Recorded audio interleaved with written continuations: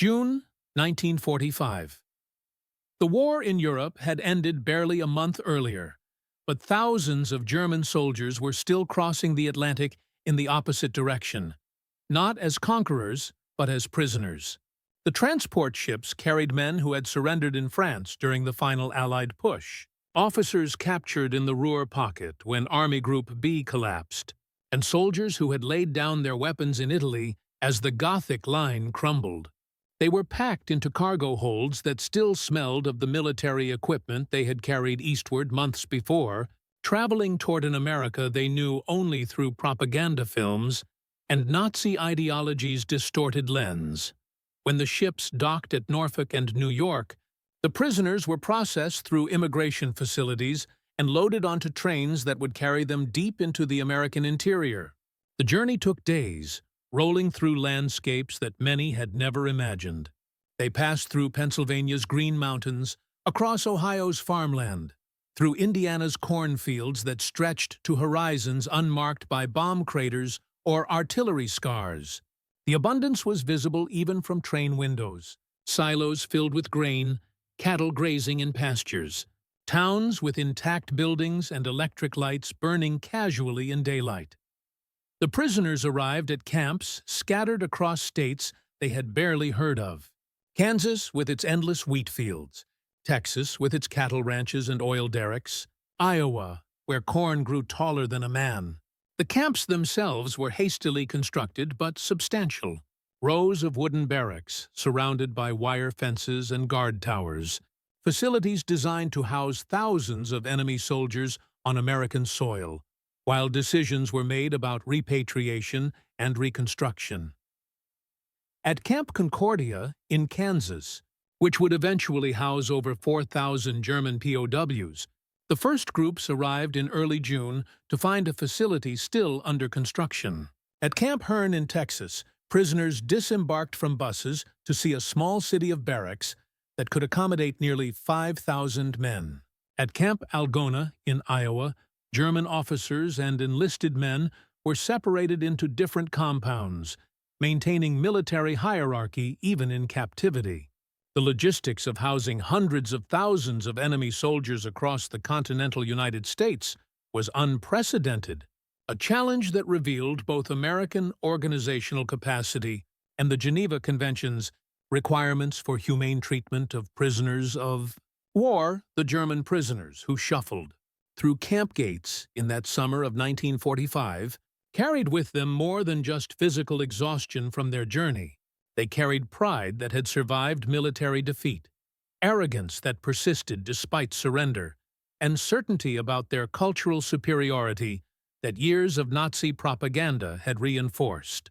These men had been taught that Germans represented civilization's pinnacle, that their military traditions embodied discipline and honor, that their cultural achievements in music, philosophy, and literature demonstrated inherent superiority over other peoples, particularly Americans.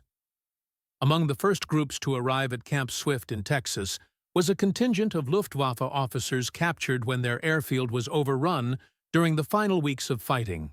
They had spent the previous months enduring conditions that grew increasingly desperate as Germany's infrastructure collapsed. Food rations had dwindled to near starvation levels. Fuel shortages grounded aircraft. Supply chains that once stretched across conquered Europe had contracted to nothing. Yet these officers maintained the bearing and attitude that their training had instilled. Backs straight, uniforms pressed despite months of wear. Salutes precise, even when greeting American guards who barely acknowledged them. One such officer, Hauptmann Klaus Richter from Hamburg, had been a commercial pilot before the war, flying passenger routes between German cities. He joined the Luftwaffe in 1940 and spent 3 years training fighter pilots before his capture. At 32, he was older than many of his fellow prisoners, his face weathered by years of responsibility and recent months of privation. He gathered younger officers around him in the barracks that first evening, establishing the hierarchy that would govern their compound. "We may be prisoners," he told them in clipped, authoritative German, "but we remain officers of the Luftwaffe. We will maintain discipline, order, and dignity. The Americans may have defeated us in battle, but they cannot defeat our culture or our pride. His words resonated with men who needed something to hold on to amid the disorientation of captivity. They had lost the war, but not their identity, or so they believed. That identity was rooted in traditions that predated the Nazi regime, in military customs inherited from Prussia, in cultural achievements that no defeat could erase. The act of dining, in particular, carried symbolic weight that transcended mere sustenance. German military meals, even at their most basic, followed protocols that reflected rank and order. Officers dined separately from enlisted men. Toasts were offered before eating. Silence was maintained until the senior officer began his meal. These rituals transformed eating into performance of hierarchy and discipline. The memories these men carried of German military dining were selective, filtered through nostalgia and the human tendency to romanticize the past when confronting an uncertain present. They remembered peacetime meals in officers' clubs, white tablecloths and crystal glasses, sausages arranged on porcelain platters, wine poured by white-gloved servers.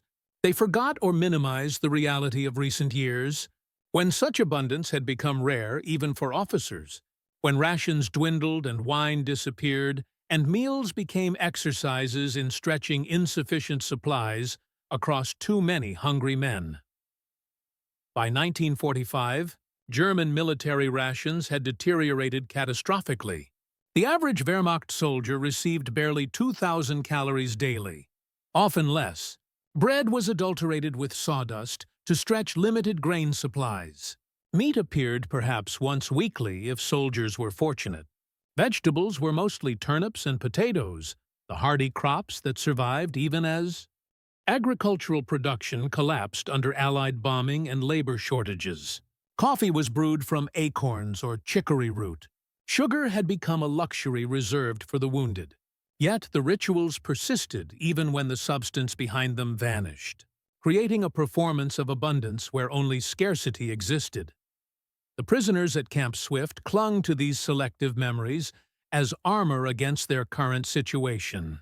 In the barracks that second evening, as guards announced that dinner would be served the following day in the camp's central facility, the Germans' conversations revealed their expectations and assumptions.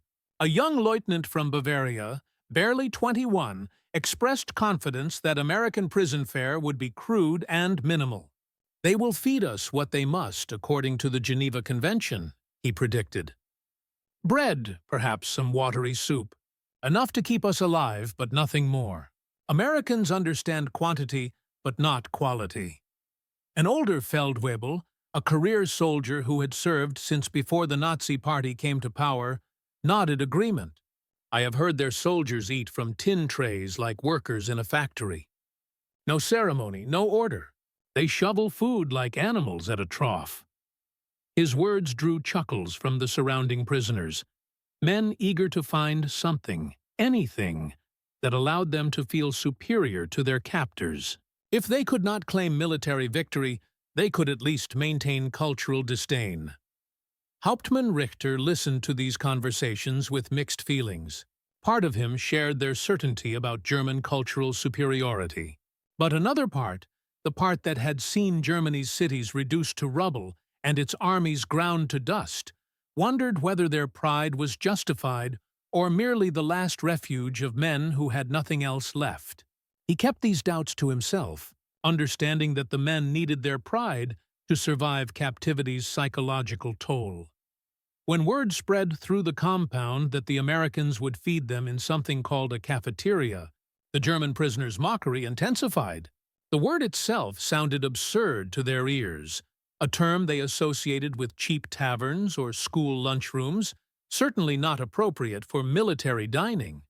"Cafeteria," they repeated, drawing out the syllables with exaggerated American accents, laughing at what they assumed would be yet another example of American vulgarity and lack of refinement. A Luftwaffe Oberleutnant, who had studied English before the war, offered his interpretation of the term. "It comes from the Spanish, I believe. A place where coffee is served."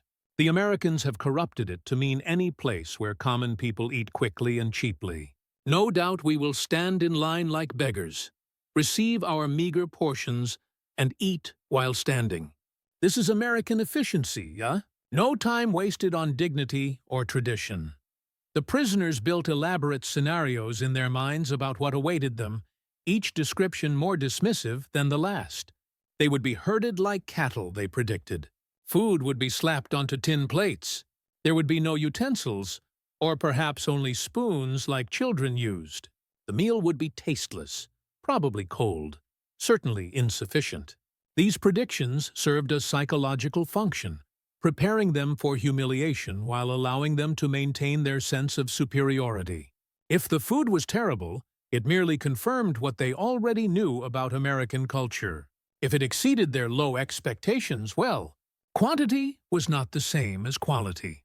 What none of them could imagine, what their pride and propaganda prevented them from conceiving, was that behind those cafeteria doors waited not humiliation, but revelation. That the next day would challenge everything they believed about American culture, industrial capacity, and the meaning of power itself. That they stood on the edge of an experience that would echo through their memories for decades, remembered more vividly than many battles they had fought. The scale of what awaited them was beyond their imagination because it was beyond their experience. The United States had achieved agricultural and industrial production levels that no European nation could match, certainly not Germany after years of total war. By 1944, American farms were producing over 24 billion pounds of meat annually. Flour mills churned out more than 120 million barrels of wheat. Dairy production exceeded 55 billion quarts of milk yearly. These numbers represented abundance on a scale that seemed almost wasteful to Europeans accustomed to rationing and scarcity. The system that would feed these prisoners had been perfected through years of supporting millions of American soldiers, deployed across 3 continents. The Quartermaster Corps had developed supply chains of unprecedented efficiency, moving food from farms to processing facilities to military bases to ships to forward positions with minimal waste and maximum speed. What worked for American soldiers overseas worked equally well for enemy prisoners on American soil. The Geneva Convention required that prisoners receive rations equivalent to those provided to captor nation soldiers, a requirement that Germany had often ignored but America took seriously. The industrial infrastructure supporting this abundance was visible in the trains that rolled through Camp Swift carrying supplies. Refrigerated cars held meat from Kansas stockyards. Grain cars carried flour from Midwestern mills.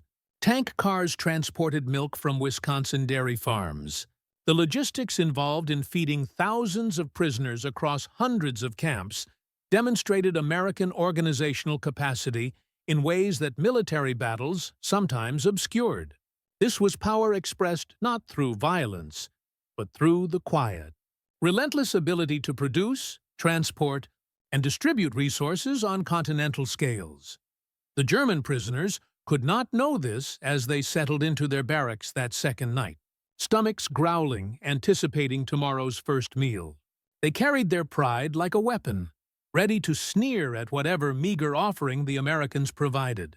They told stories about German dining customs, reinforcing shared identity through nostalgic memory. They mocked American culture through the lens of Nazi propaganda that had painted the United States as a mongrel nation of gangsters and cowboys, rich in resources but poor in spirit, powerful in industry but crude in culture. Hauptmann Richter lay on his narrow cot that night, listening to his men's conversations with growing unease. He had been a military officer long enough to recognize when soldiers were whistling past graveyards, using bravado to mask fear and uncertainty. These men were frightened, not of American guards or barbed wire, but of meaninglessness, of the possibility that their sacrifices had been for nothing, that their beliefs were hollow. If they could not maintain pride in German culture and superiority, what did they have left? Sleep came slowly in the Texas heat. punctuated by the sounds of thousands of men settling into unfamiliar surroundings. Some prisoners whispered in the darkness, sharing cigarettes acquired from guards, planning how they would maintain military discipline despite captivity. Others lay silent, processing the journey that had brought them here, wondering what awaited them in the morning. Outside, American guards walked their rounds, boots crunching on gravel, occasional flashlights cutting through darkness. The camp was quiet, but not peaceful, filled with the tension of thousands of enemy soldiers confined together, proud men forced to accept defeat. Dawn came early in Texas that June, sunlight streaming through barracks windows, heating the buildings before breakfast. The prisoners woke to the routine that would govern their days. Morning roll call conducted by their own officers, exercise periods in the compound yards, work assignments for those designated for labor details. But everyone's attention focused on the midday whistle that would signal the first meal, the moment when they would finally see what American captivity meant in practical terms. As noon approached, the prisoners assembled as ordered, forming lines that stretched across the compound. Guards directed them toward the large building at the camp's center, a structure that seemed disproportionately large for its function. The Germans shuffled forward in the heat, uniforms sticking to their backs, stomachs growling despite their determination to maintain dignity. They expected humiliation, perhaps deliberately designed to break their pride. They expected meager rations doled out with contempt. They expected confirmation of everything Nazi propaganda had taught them about American cultural poverty. The cafeteria doors swung open, and for a moment the line simply stopped. Men in front froze, causing those behind to stumble and bunch up, creating confusion that guards had to untangle. But the guards' irritation was minor compared to the prisoners' stunned silence as they glimpsed what waited inside. The building stretched longer than seemed possible, its interior blazing with electric light from rows of fluorescent fixtures that made shadows disappear. Long tables filled the space, their surfaces gleaming, recently cleaned and waiting for the meal service to begin. But it was the serving line that captured attention and held it. Stainless steel counters ran along one wall, reflecting light and heat, their surfaces polished to mirror brightness. Behind these counters stood enormous pans of food, steam rising in visible waves. The prisoners could see beef stew from their position in line, chunks of meat in thick gravy. They could see mashed potatoes, white peaks that suggested butter and cream. They could see green beans, their color bright rather than the gray-green of overcooked vegetables. Bread was stacked in pyramids that seemed to defy logic, more loaves than the prisoners had seen since before the war. Beyond the hot food, they glimpsed other stations, cake displayed in neat rows, chocolate and vanilla frosting gleaming under lights, pitchers of milk arranged with geometric precision, coffee urns steaming. The abundance was theatrical, overwhelming, designed perhaps to impress, but impressive nonetheless. The smell hit them next. Roasted meat and baked bread and coffee. Real coffee rather than the acorn substitute that Germany had been drinking for years. The sensory assault was comprehensive, attacking their expectations with evidence that contradicted everything they had prepared themselves to face. A young corporal near the front of the line whispered, "Das ist unmöglich," his voice carrying in the sudden silence. "This is impossible." Another prisoner simply stared, his mouth slightly open, unable to process what his eyes reported. These men had spent months in conditions of increasing scarcity, watching Germany's food supply collapse as Allied bombing destroyed transportation networks and Soviet advances seized agricultural regions. They had grown accustomed to hunger, to rationing, to the constant calculation of how to stretch insufficient food across too many empty stomachs. Now, in captivity, they confronted abundance that seemed almost obscene in its excess. The guards, American soldiers, who had been serving at this camp long enough to recognize the prisoners' shock, simply gestured toward the serving line with matter-of-fact impatience. To these Americans, this was ordinary, routine military food service. Nothing remarkable. They had grown up in a nation where abundance was normal, where grocery stores held more varieties of food than European markets, where waste was common because supply exceeded demand. They could not fully understand what they were witnessing, the psychological impact of showing starving men more food than they had imagined possible. Hauptmann Richter, standing in the middle of the line, felt something shift in his chest as he watched his men's reactions. The pride that had seemed so important last night suddenly felt fragile, a performance rather than genuine conviction. How could they maintain their sense of cultural superiority when confronted with evidence of American abundance? How could they sneer at American dining when faced with more food than German officers had seen in years? The cognitive dissonance was painful, forcing him to choose between maintaining comfortable beliefs or accepting uncomfortable reality. The line began moving again, prisoners shuffling forward like men in a trance. As they entered the cafeteria proper, the space seemed even larger, the light even brighter, the abundance even more impossible. Tables stretched in precise rows, each one set with salt and pepper shakers, a small gesture toward dining civilization that the prisoners had not expected. The floor was clean, recently mopped, its tile reflecting light. The walls were painted institutional white but fresh, not marked by years of use. Everything spoke of resources applied casually, without the desperate economy that governed German military operations in their final years. The serving lines operation compounded the prisoners' confusion.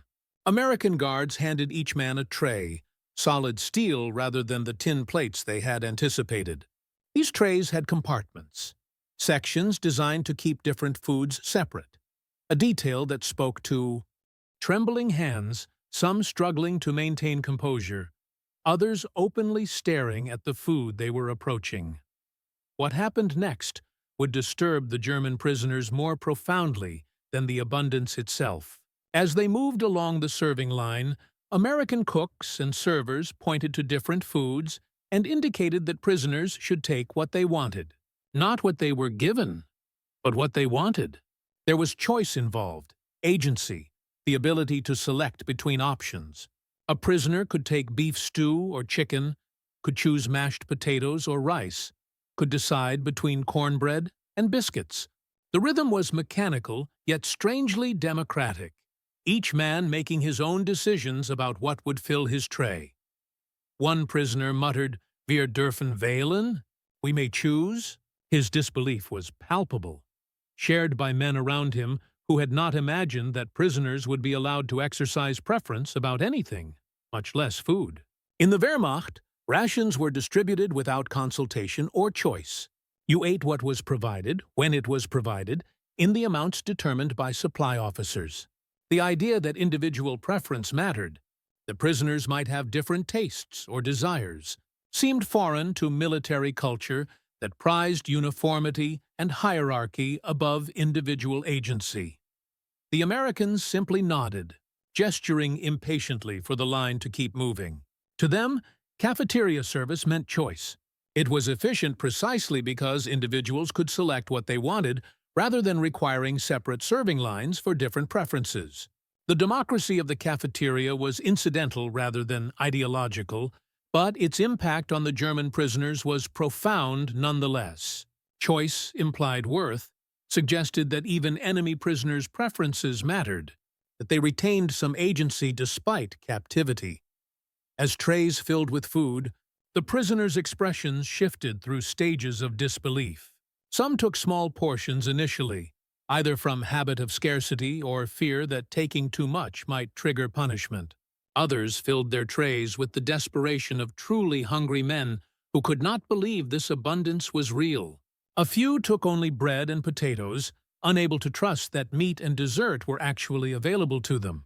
But as the line continued, and they watched American servers casually ladling gravy and adding bread and pointing toward the milk and coffee, even the most suspicious prisoners began to understand that this was not performance or trick but ordinary routine.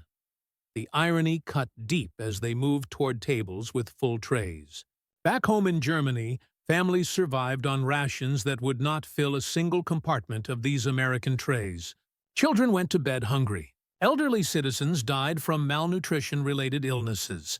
Women stood in queues for hours, hoping to obtain a single loaf of bread.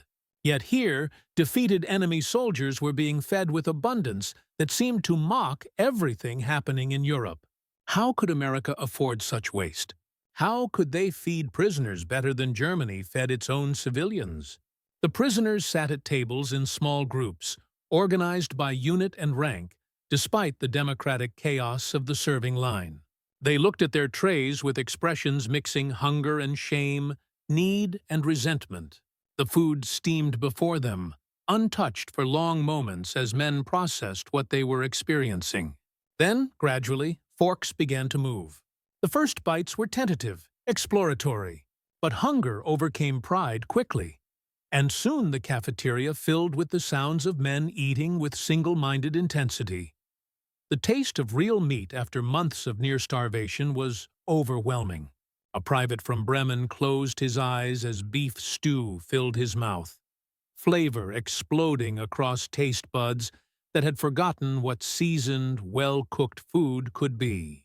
Another prisoner, initially skeptical of the pale spread Americans called peanut butter, tried it cautiously and then reached for more, unable to articulate what he was tasting, but recognizing it as food rather than the ersatz substitutes Germany had been producing.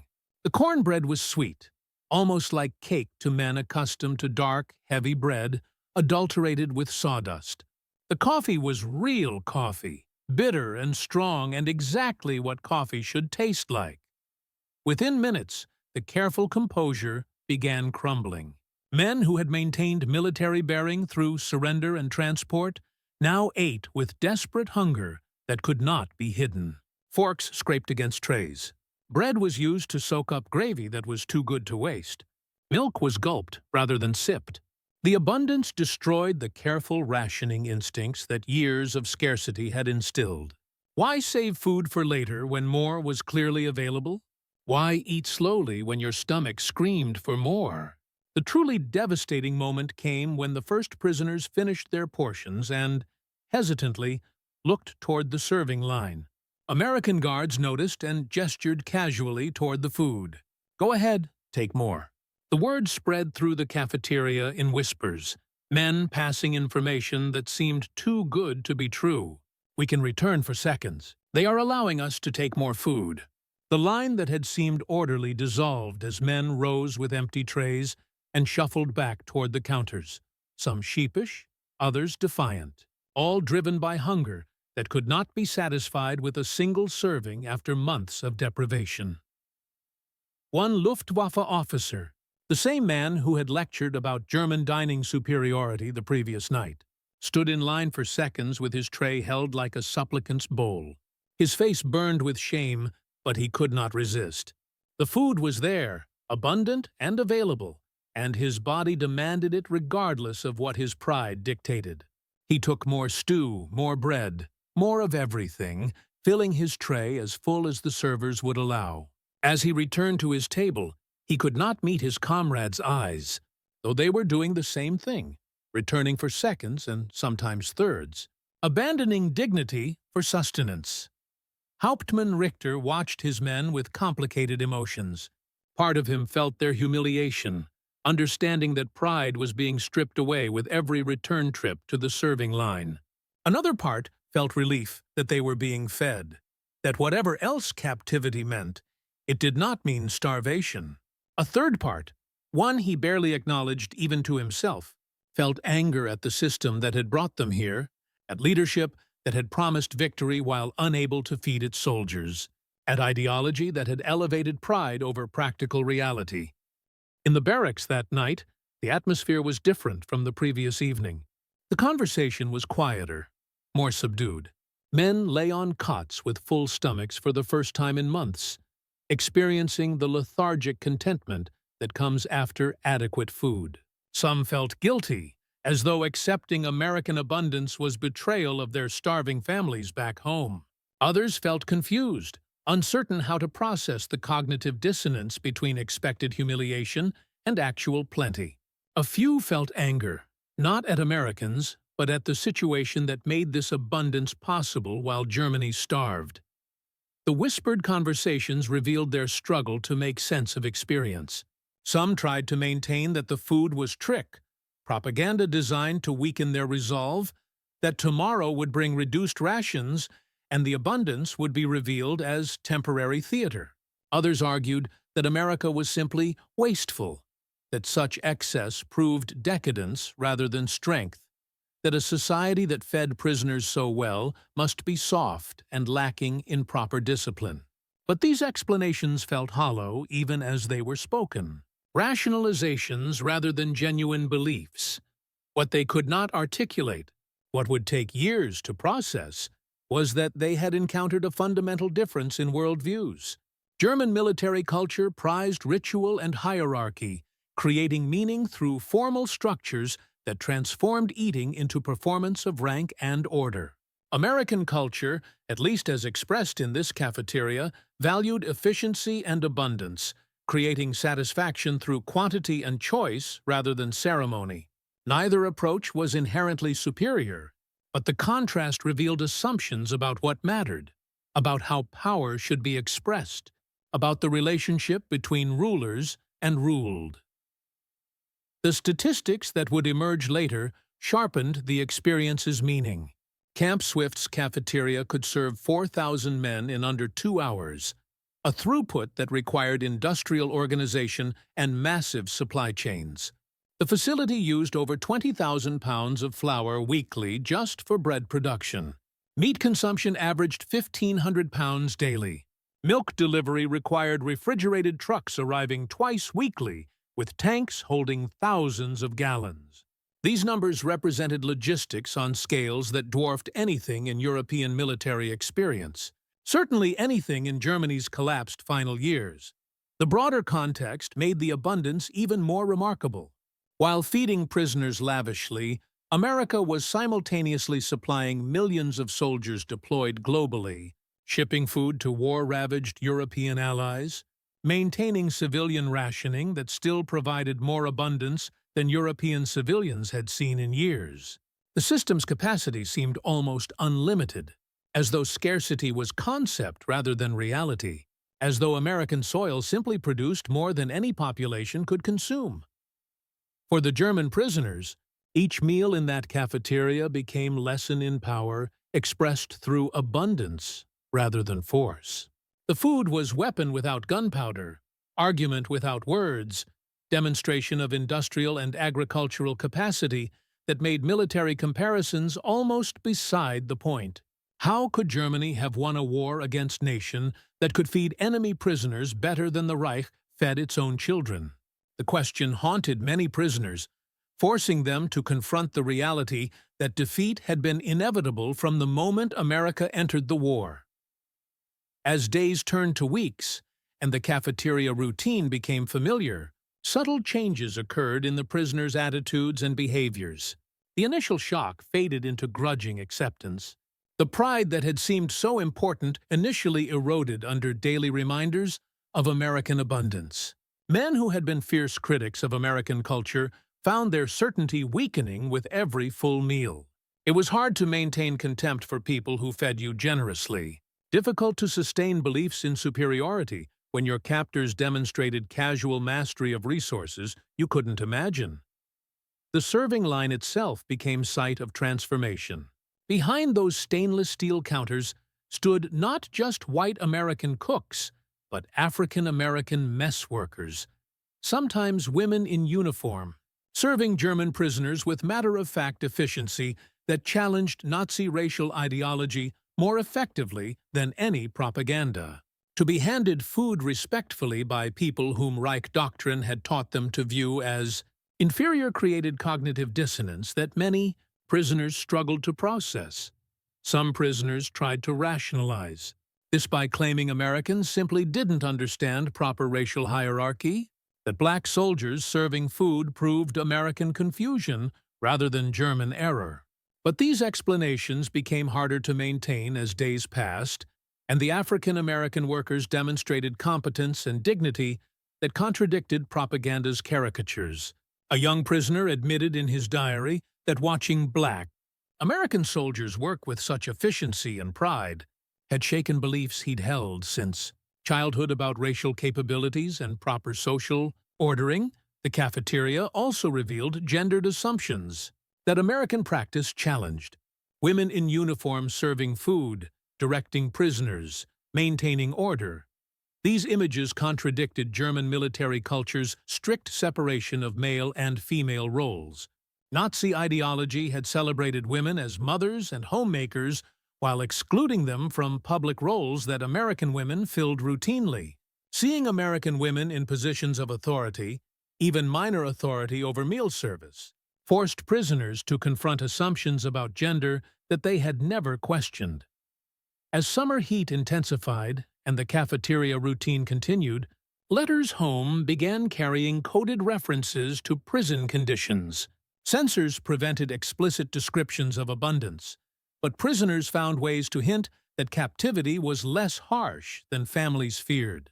"I am eating adequately" became euphemism for "I am eating better than I have in years." The Americans treat us, according to Geneva requirements, suggested they are treating us better than the Reich treated its own soldiers. Families reading these letters in ruined German cities could not fully understand what was being communicated, could not imagine abundance their imprisoned relatives were experiencing. Some prisoners felt shame about this gap, guilt that they were comfortable while families suffered. They wanted to send food home, to share the abundance they were receiving, but regulations prevented this. The inability to help their families while being so well-fed themselves created psychological burden that compounded captivity's other stresses. A captain wrote in his journal that the hardest part of imprisonment was not the confinement, but the knowledge that his children were hungry while he ate his fill. Daily, the camp administrators understood food's psychological impact and used it deliberately as tool for maintaining order and encouraging cooperation. Prisoners who caused trouble could be denied cafeteria privileges, forced to subsist on reduced rations that, while still adequate by Geneva standards, were noticeably inferior to the cafeteria's abundance. The threat of losing access to good food proved more effective at maintaining discipline than traditional military punishments would have been. But the cafeteria's impact went beyond mere discipline. It served as daily reminder of why Germany had lost the war, lesson in comparative capacity that was impossible to ignore or rationalize away. Every meal demonstrated American industrial and agricultural might more effectively than battlefield victories had. Every choice between options illustrated democratic principles more clearly than political speeches could. Every full stomach testified to abundance that Germany's command economy had failed to achieve even before war destroyed its infrastructure. By early autumn, when leaves began changing in the trees surrounding Camp Swift, the German prisoners had been eating in the cafeteria for months. The initial shock had long since faded into routine, but the psychological impact remained. These men had been fundamentally changed by their encounter with American abundance. Their worldviews altered in ways they were only beginning to understand. The pride they had carried with them across the Atlantic had not disappeared, but had been severely qualified, tempered by experience that challenged assumptions they had held as articles of faith. Hauptmann Richter, the Luftwaffe officer who had tried to maintain his men's dignity through those first difficult days, found himself thinking more about the cafeteria than about flying or combat. In quiet moments, he analyzed what the experience meant, what it revealed about both American and German societies. The cafeteria represented something profound about American character, he decided, a casual relationship with abundance that Europeans couldn't match, confidence that came from never experiencing true scarcity, democratic ethos that valued individual choice even in military contexts. More disturbing to him was what the cafeteria revealed about Germany. The Reich had promised supremacy through discipline and will, through sacrifice and struggle. But discipline couldn't create abundance. Will couldn't manufacture resources. Sacrifice, when demanded too long and too completely, destroyed rather than strengthened. The German military tradition of elevated form over substance, of prizing ritual and hierarchy above practical results, had failed when confronted with American focus on efficiency and output. These thoughts felt dangerous, almost treasonous, as though acknowledging American strengths meant betraying German identity. But Richter couldn't ignore what he'd experienced. The cafeteria had stripped away illusions more effectively than any interrogation could have. It had demonstrated, through the simple medium of food service, that the war had been unwinnable from the start, that German pride had been hollow performance unsupported by material reality, that the Reich's promises had been lies built on foundations that couldn't support them. As repatriation discussions began and prisoners contemplated returning to Germany, many found themselves reluctant to leave, despite their desire to see families and homeland. The cafeteria had become comfortable, abundance had become normal, the choice and plenty had become expected rather than remarkable. Returning to Germany meant returning to scarcity, to rationing, to rebuilt society that would take decades to recover from war's devastation.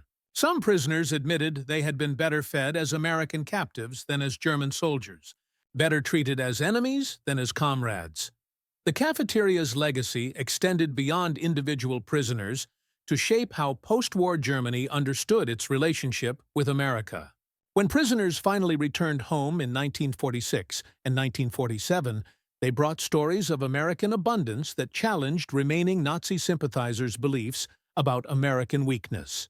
They described cafeterias where prisoners could choose their meals, where food was plentiful enough for seconds and thirds, where abundance seemed limitless and casual. These stories spread through ruined German cities, adding to the complex mixture of gratitude and resentment that characterized early Cold War German-American relations. For many former prisoners, the cafeteria remained their most vivid memory of captivity, more present in their minds than guard towers or barbed wire. An old soldier decades later told his grandson not about battles or surrender, but about the day he mocked American cafeterias and then stood in line for second helpings.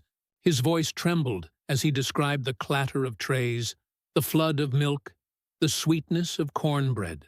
That memory, sharp and specific, had revealed to him something fundamental about power, about culture, about the gap between German pride and American capability. The story of German prisoners and American cafeterias reminds us that power expresses itself in many forms. Military force is obvious and dramatic, but abundance is quieter and often more effective. The prisoners who experienced those cafeterias learned that America's strength lay not just in its weapons, but in its ability to produce, transport, and distribute resources on scales that made European economies seem small and inefficient by comparison. They learned that democracy, whatever its flaws, created systems that could feed populations, including enemy prisoners, better than authoritarian. Efficiency could manage for its own citizens. The cafeteria became symbol of everything the war had, revealed about the two systems' relative capacities. Germany had mobilized its entire society for total war, had sacrificed everything to military production, had starved civilians to feed soldiers. Yet even at its peak, it couldn't match American output in any category. America, fighting war on multiple fronts while maintaining civilian prosperity, could feed enemy prisoners lavishly while Germany's own soldiers went hungry. The contrast was devastating to anyone willing to see it clearly.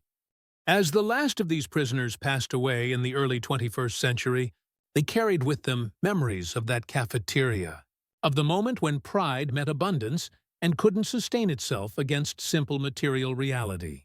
Their story serves as reminder that wars are won not just on battlefields, but in factories and farms, that cultural superiority is hollow without economic foundation, that pride without substance eventually crumbles no matter how fiercely defended. The German prisoners who walked through those cafeteria doors in summer 1945 expected humiliation. They received instead revelation, lesson in power that they would never forget. Demonstration of abundance that changed how they understood their own defeat. The food they ate there filled not just their stomachs, but their imaginations, forcing them to reconsider beliefs they had held as certainties, to acknowledge realities they had been taught to deny, to accept that the war had been lost long before they surrendered, lost in the gap between German ritual and American scale, between pride and abundance, between what they believed themselves to be and what their enemies actually were.